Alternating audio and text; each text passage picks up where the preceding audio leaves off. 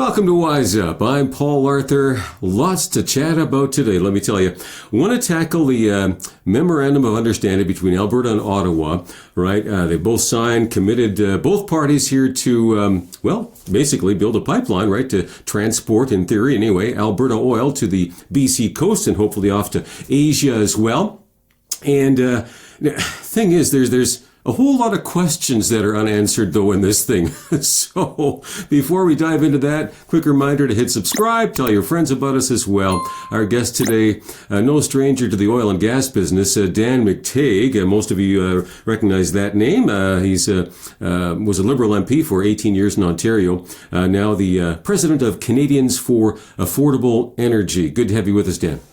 A pleasure being here, Paul. Thanks for having me. It's like another day I can mark off on my calendar with respects to the number of interviews and things that we're doing around this very, very important topic, but a good day nevertheless. Yeah, I'm sure you're hopping with lots of interviews on this particular one here. I mean, a lot of people excited, and understandably so, I guess. I mean, we haven't seen this kind of action. Well, I don't know if I want to call it action, but response from, Ottawa in a long time. We're constantly butting heads with them here in Alberta, right? So, I guess, what's the good news on this one? And then we'll get into some of the maybe not so good news.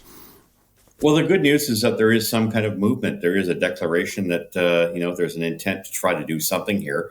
It's a memo. It's not a contract, but it is sort of a thumb sketch of what we'd like to do in a perfect world, given 10 years of federal government applying its dogma of net zero and saying under no circumstances will we allow anything out of the ground. Anything we do allow out of the ground has to be regulated and taxed to the extent that it would become economically infeasible to produce.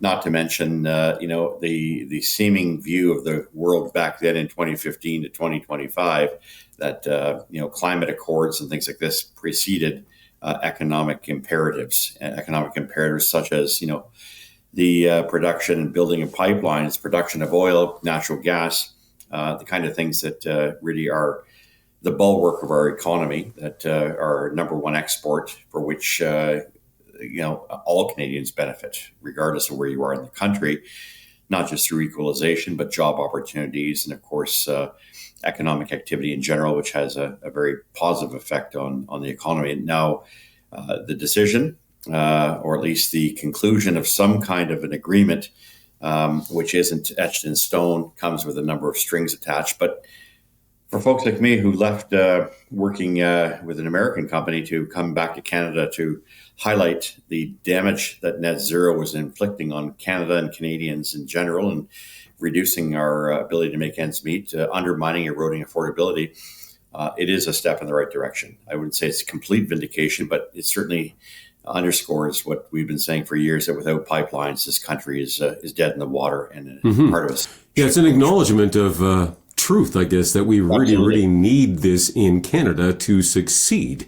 So that's definitely a step in the right direction. Now, of course, there's hurdles to jump over. Now, with Alberta, we have this suspension of the clean electricity regulations. Maybe explain, what does that actually mean? Well, the federal government wanted to impose on Alberta the means by which they could produce energy that it provided a net zero or a lower carbon output, considering the cold weather in places like Alberta, Saskatchewan, to a lesser extent Manitoba, or just winters in general in much of Canada.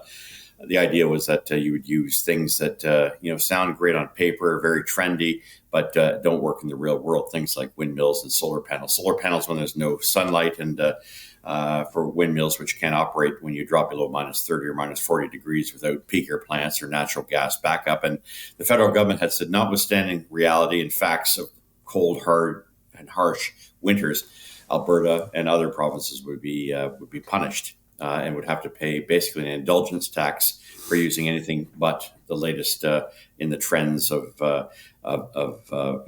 materials and energy production that was based on so-called renewables. Nevertheless, it's a suspension of that hard request by the federal government in the belief that this could somehow spur Alberta to maybe move towards building pipelines that would, or at least encourage people to come and invest to build pipelines that would be done, on a basis of net zero through the network of carbon sequestration. So that's, in a nutshell, what that particular regulation has meant. It's also taken away the emissions caps that would say that, you must, as you produce these things, abide by a certain emission for which you would have to pay carbon taxes or pay a carbon credit. Or in this case, the solution has been to, again, store it underground. Very dangerous process, by the way. And if for any reason, you had that leaking from the basins in which they are being placed, it would create a catastrophe, a monumental. Wow. Yeah, you don't hear much about that in the mainstream media. Don't at all. That's thanks for sharing that with us there. So the suspension of the clean energy regulations, how long does that suspension last? Do we know that? The suspension would be based on Alberta producing more oil and getting a pipeline built that would take it to market, that would continue to be or achieve the indirectly that which it doesn't do directly, and that's to remove as much CO2 from new pipelines and new production. Right. Now, this memorandum of understanding, another question I have is, does it still commit both sides to net zero by 2050? Yes, it does, and that's in really fact, so. Well, that's a whole other ballgame, though, isn't it? Because I mean, if I understand this correctly, again, this is our whole electricity grid, right? Needs to be so we can't be using, well, obviously coal. They don't want to allow that sort of thing, but they don't want to allow natural gas either, right? Well, yeah, it's a strict imposition that you better come up with new technologies or come up with a lot of money to pay a carbon credit. An indulgence. If you go over that amount, then you would have to offset that by buying carbon credits, which would only add to the price of electricity in Alberta and other places across the country. Now, that also means that Alberta would be looking at other things, like, for instance, where I am here in Ontario, where we have, and in my old riding in Pickering, you would have nuclear facilities. But those take a long time and a lot of money to build. But it does put a very strict, guideline in terms of what Alberta should be doing. But it assumes both Alberta and Canada, the federal government, are on the same page. They both look to net zero as their guide in terms of how they proceed. I think it's extraordinarily flawed, and I think it's going to wind up being a deal breaker, if you will, between Alberta and Ottawa. No one in the world is subject to net zero as far as oil and gas is concerned. Those aren't in the business of producing it. Yeah, I don't see how we can actually afford to do that. We can't get there from here by 2050, certainly. Just the timeline to build these kinds of things necessary to meet that goal. And then in the meantime, if you don't meet it, then you're paying through the nose with the various taxes attached to that. So, okay, that's a head scratcher there for me. Now, it also mandates that the province increases our industrial carbon tax. Now, again, most people watching, we don't see that on our bills that come in, right? And yet, of course, we do. It's kind of hidden, right? So I think it's $95 right now, and this is going to boost it up to what, 130 or more? What is it? Yeah, so it'll be to 130 by in a very short period of time, but it doesn't stop there. There's no floor that's been established. It could go much higher than that. Some are even suggesting a doubling in order to meet that. So it would be an industrial carbon tax imposed on production and on Alberta in particular. It would also, reinvigorate the federal, idea that, there may not be a consumer tax, but there is definitely going to be, a supercharged industrial carbon tax, which will have the same effect as that price has to be passed on. By the way, it's not just consumers that are going to be picking up for this, both in terms of government debt to do sequestration, or what they call underground storage and capture of carbon. Mm-hmm. We also have to consider that it would make Canada's, if it were not for that, it would make Canada's oil extraordinarily economically uncompetitive and drive up the price of oil. Okay. The reason Canada has a significant advantage is its production is extremely cost effective. This would certainly injure that. Yeah, so this again, I mean, the deal sounds good, this MOU, Alberta and Ottawa, until you look at the details. And so is it worth it? Now, Alberta's agreed to this, and I guess there's going to be some negotiation between Alberta and Ottawa on how high this industrial tax goes. But at some point, if you go too high, it becomes it's just not feasible, So, for an investor to come in, and this is dependent on private investors saying, yes, we think this is worth sinking our money into this pipeline to the coast, and if it isn't, it ain't going to happen, right? Well, no, and it depends on, the government has its own fuel chart as far as, where carbon taxes lie. This is the one that was produced back in 2022, and it gives you a pretty good idea where we are now, $95 a ton, and then going up to, $230 a ton. So almost more than a virtual doubling of the price. But that's if it stops at $130. And that was by 2030, by the way. That was for the consumer carbon tax. Okay. But it also depends on what we're dealing with. Are we dealing with heavy fuel? Because if it's heavy fuel, that carbon tax is currently at about 30 cents a liter. It's going to go to 55 cents a liter by 2030. You're at $170. So we don't know the timing, and we're not sure if this has to happen overnight, immediately. The condition is that it goes from 95 to 170, which puts an extraordinarily large amount of money on oil. I'll give you an example. If it happens to be based on heavy fuel, and this is a critical number to understand, there are, 159 liters in every barrel of oil. So you're adding now $80 to a barrel of oil, $70 a barrel of oil. I don't see how that's competitive. And that's a number that hasn't been sussed out by anyone because they don't bother asking me for it. And I don't necessarily give it, but I thought, given the formula that they have here, I hope I'm wrong, but that would almost double the price of a barrel of oil. Yeah, again, it just looks good at first, and then you look at the details and how is this actually going to happen? Part of the deal is to subsidize the world's largest carbon capture utilization and storage network, CCUS. Now, what would that cost? And again, this is written into the agreement, right? That this is necessary. Yeah, it would be. I've heard numbers anywhere between $10 and $20 billion. Billion. Okay.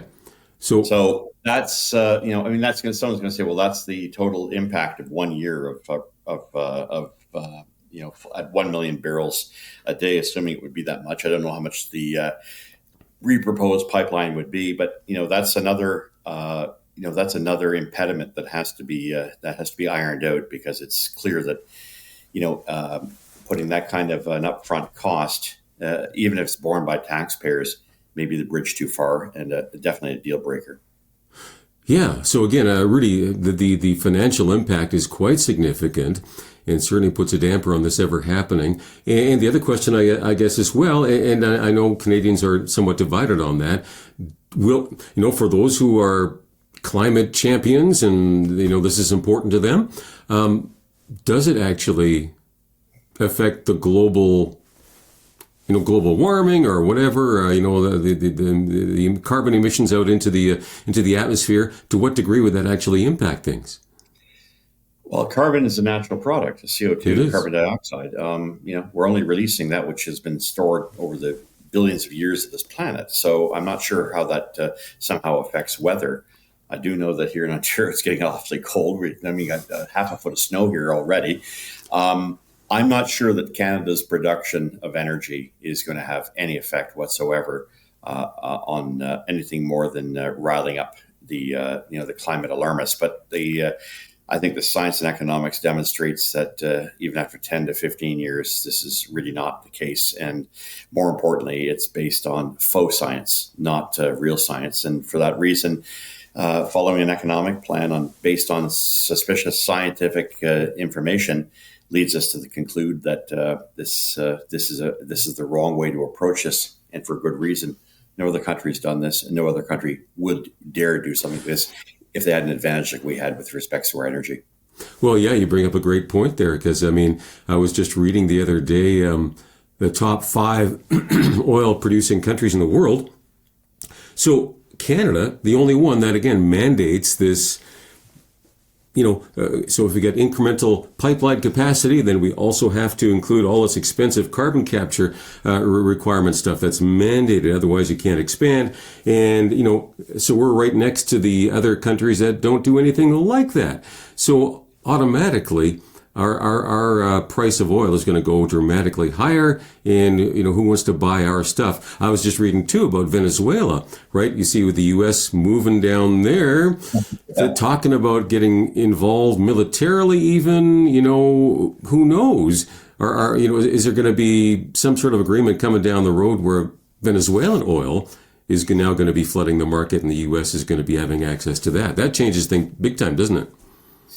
Well, yeah, there's a number of what ifs. I mean, if Canada can get its oil to market, and that is not the U.S., any other market, it stands a good chance of increasing the value of the dollar, as well as being able to improve its economic output and create an economic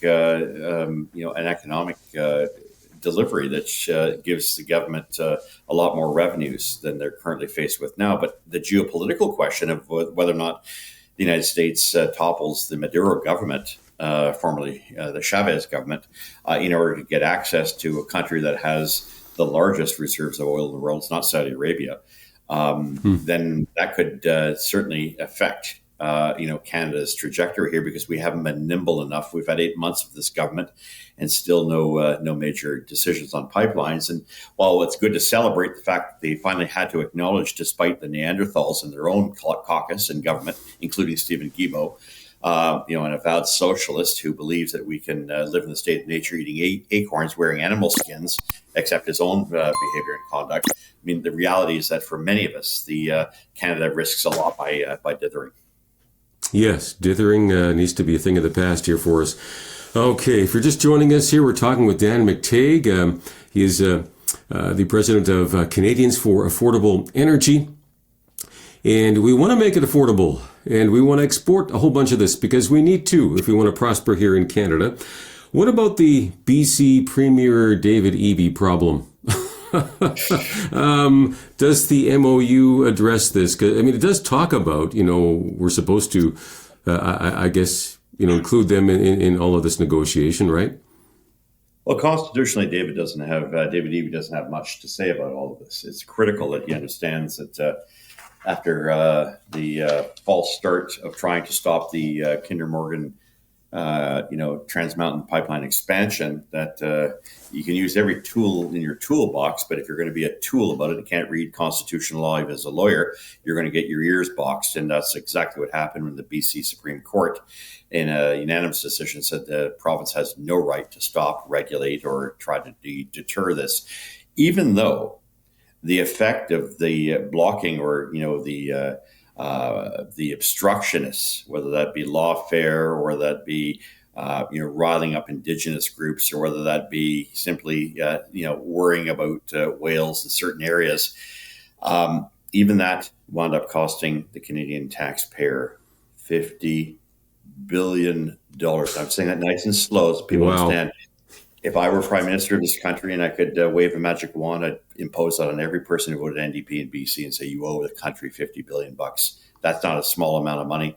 That's $10,000 per person. That's what goofing around with this idea that somehow an oil pipeline can destroy the planet and alter its weather.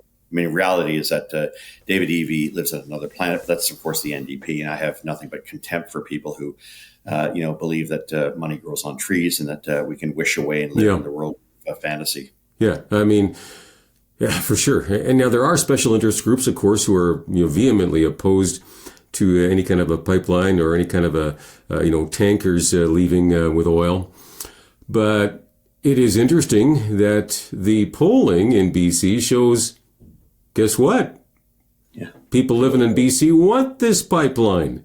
So, maybe it's time to start listening to some of that stuff. So Eby would not have veto power on this, right? Would potentially the Indigenous groups that are, and again, I should clarify, because there are many Indigenous groups who are in favor of this. They want a piece of the pie here financially, and it's going to apply, provide some good employment for their people as well. But there are some who are just, against anything to do with oil. So do they have any kind of a veto power here?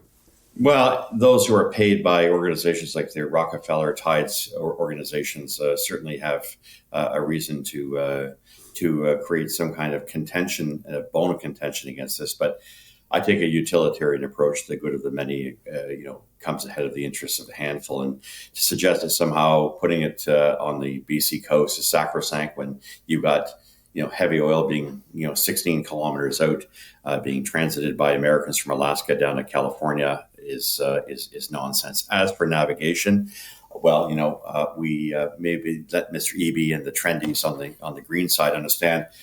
We have GPS, we have satellites, we have pilots, we have double-hulled tankers. These are done to the highest standards of the world. I say to people, you complain about pipeline leaks, and show me the last time there was a modern tanker with billions of dollars invested that's wound up on the shoals, Exxon Valdez, 1979. I want to remind my old friends, gray-haired types like myself, we were 15, 16, 17 when that happened. Folks, that was 45 years ago. Yeah. Well, 45 years before 1980, it's 1935. Do not compare the technology of 50 years ago with today. To do so is illusory and misleading. Yeah, no, that's a very good point. You write that you have some concerns about the process, how this whole thing has been handled. Perhaps too much power in the Prime Minister's office to make major decisions like this. If things can change that quickly with the Prime Minister making decisions without having to go through the whole parliamentary process, et cetera, and safeguards in place, how does this impact, I guess, long term, those investors who would consider sinking in billions of dollars into a pipeline here? That's kind of Paul, given the bad example of what happened to TMX, the world was really turned off by Canada. The fact that the federal government could give its 100% approval and then turn around, let every Tom, Dick, and Harry take pot shots at it and then try to obstruct and try to derail, left that company with the impression that they were being had. And they did. They were going to sue the federal government for all $6 billion of their shareholders' money that was being, you go through these hoops and you spend billions of dollars getting the approval. And then when the approval comes, the federal government, does a double play on you and does some back dealing to try to make friends with its green groups. That set a precedent globally that said Canada is not a safe, reliable place to invest money. It's risky. The fact that this is having to be negotiated by the Prime Minister rather than by the marketplace, there is demand, there is need. Every other country in the world has come to Canada saying we need more of your oil, no, your natural gas. No, we don't want your electric vehicles. No, we don't want your electric buses. No, we don't want your hydrogen. We want your natural gas. If you get liquid, that'd be great, rather than giving it to the Americans and they make the profit. And we want your oil. We're not asking other countries for this. We're asking you, Canada. And I'm not talking, in insignificant nations. When Germany comes to you knocking on your door, and the chancellor of Germany himself at the time, Olaf Scholz, not exactly a conservative market guy, a green guy, coming to you saying, can you please give us some? And we turn around and say no, because there's no business case. You leave people not just puzzled with the idea, what the hell's wrong with Canada? Yeah. But to have the Prime Minister have to steer this back on track and to somehow say, I'll give it to you on certain conditions. Look, I hope this is an exercise in forcing Alberta to do cartwheels, to do what I think is obvious to everybody that's out there.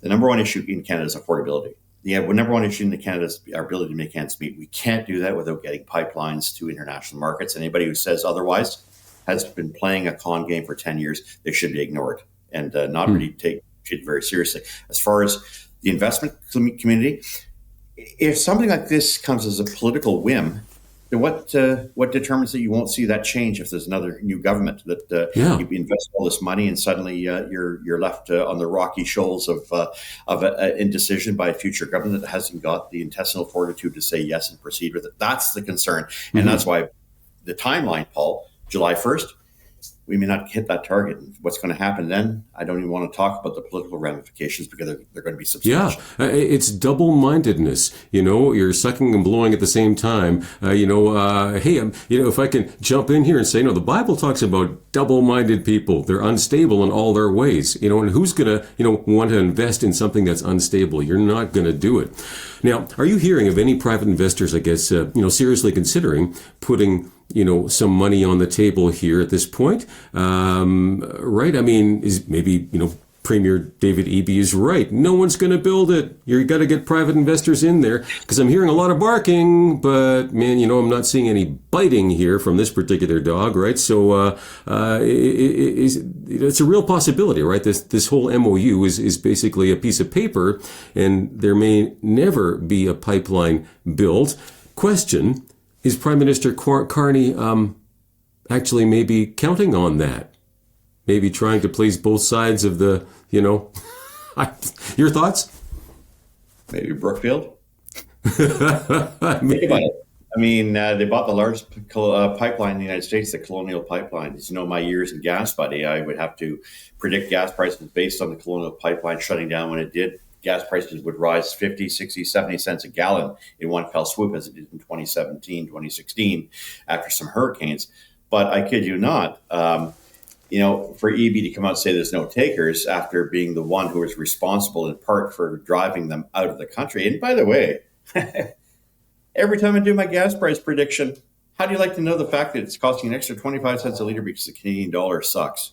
I mean, it's taking it 141 pennies, 140 pennies to buy a US dollar. That adds 25 cents a liter to the price of gasoline. Now, every commodity we consume, whether it is made here or not, is priced in US dollars. And so if you think blocking pipelines, telling investors to go to hell, as we've been doing in Canada, we want to trot out our green credentials. Is a smart thing to do. Think about it next time to people when they have to go to the grocery store and they can't afford it. Absolutely.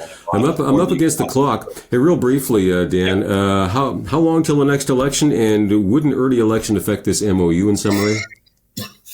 It could, and that's why I think it's capricious for a prime minister to be making these kind of decisions and to impose the conditions by which these things. Markets need predictability. So does the electorate, and I think the next election is going to be very clear. We won't be able to trot out Orange Man bad or climate bedwetting or dope or whatever the case may be. Maybe hysteria over COVID. Maybe we'll have an election finally on the issues, and Canadians won't be so easy distracted. Dan, you're a hoot. Appreciate your straightforward outlook on this. We need to hear it. Dan McTeague, again, president of Affordable Energy, affordableenergy.ca. All right, give us a shout here as well, Paul at WizeUp.ca, WizeUp.ca. You can watch all the shows there. Thanks. Bye-bye for now.